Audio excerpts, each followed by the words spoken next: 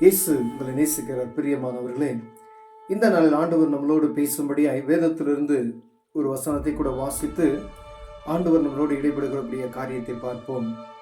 அது 1 ராஜாக்களின் புஸ்தகம் 19வது அதிகாரம் 13வது வசனத்தின் கடைசி வரிகள். இங்கே உனக்கு என்ன காரியம் என்கிற சத்தம் அவனுக்கு உண்டாயிற்று. பிரியமானவர்களே, எலியா குகைக்குள் அடைந்து கிடக்கும் பொழுது ஆண்டவருடைய சத்தத்தை கேட்கிறார். அவர் அநேக காரியங்கள், அதாவது அக்னிமயமாய் வரும்பொழுது, அதில் மெல்லிய சத்தத்தில் வரும்பொழுது ஆண்டவருடைய சத்தத்தை கேட்கிறார். எலியாவை பார்த்து ஆண்டவர் கேட்கிறார், இங்கே உனக்கு என்ன வேலை, என்ன காரியம் என்கிற சத்தம் அவனுக்கு உண்டாயிற்று. அதுக்கு அவன், சேனைகளின் தேவனாகிய கர்த்தருக்காக வெகு பக்தி வைராக்கியமாய் இருந்தேன்.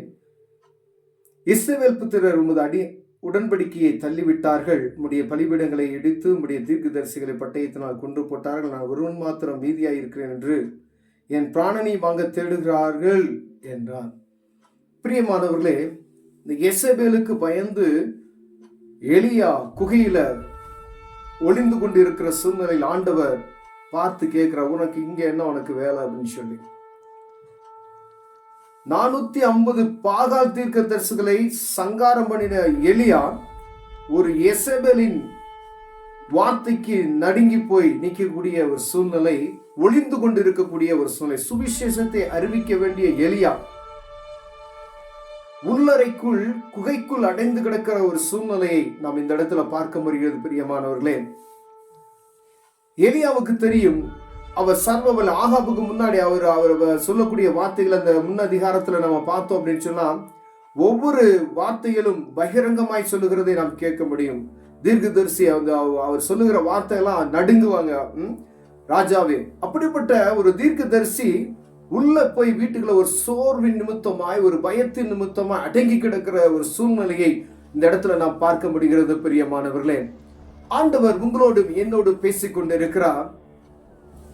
எலியாவை பார்த்து உனக்கு இங்கே என்ன காரியம் என்று சொல்லுகிற அந்த வார்த்தை எனக்குள்ளும் உங்களுக்குள்ளும், ஒருவேளை ஆண்டவரால் நீங்க தெரிந்து கொள்ளப்பட்டு ரட்சிப்பின் அனுபவத்தை பெற்று ஊழிய அழைப்பை பெற்றிருப்பீர்கள். ஆனால் ஒருவேளை அப்படி ஊழிய அழைப்பை பெற்று எங்கோ ஒரு இடத்துல போய் அடைந்து கொண்டிருப்பீர்களானால், ஒரு வேலை என்ற ஒரு காரியத்தில் அடைந்து கிடக்கலாம், இல்ல வீட்டை விட்டே பாதி பேர் வெளியே வராம இருக்கிறாங்க, இல்ல சேர்ச்சை விட்டே வெளியாம வராம இருப்பாங்க. ஆண்டவர் சொல்றார், வெளியே வா, உனக்கு என்ன காரியம் உள்ள, நீ வெளியே வா, இருக்கிற இடத்தை விட்டு நீ வெளியே வா.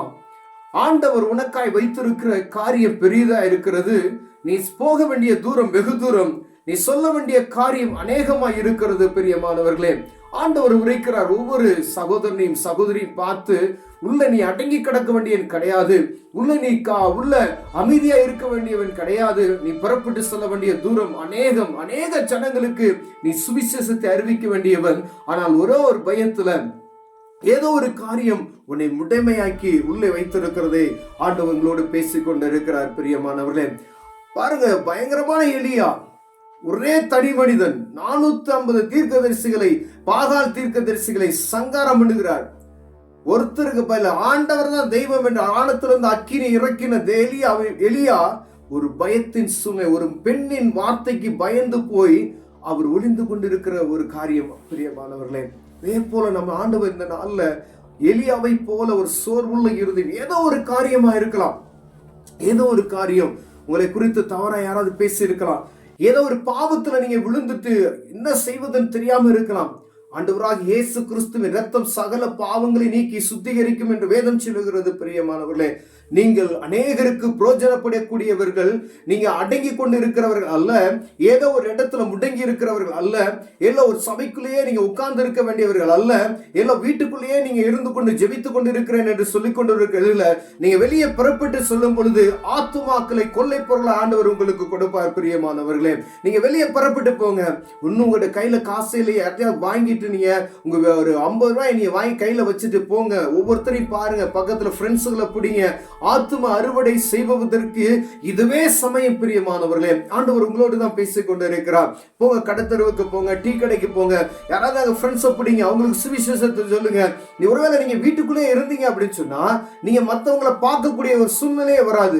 உள்ளேயே நம்ம வெயில் அப்படின்ற ஒரு காரியத்துல உள்ள இருக்கலாம், குளிர்ன்ற ஒரு காரியத்துல நம்ம உள்ள இருக்கலாம். வெளியே புறப்பட்டு செல்லும் பொழுதுதான் அநேக மனிதர்களை நான் பார்க்கக்கூடிய சூழ்நிலை ஆண்டவர் உண்டாக்கி தருவார். பிரியமானவர்களே, இதை பார்த்து கொண்டு இருக்கிற அன்பு சகோதரனே, சகோதரி, நீங்க வெளியே புறப்பட்டு செல்லுங்க.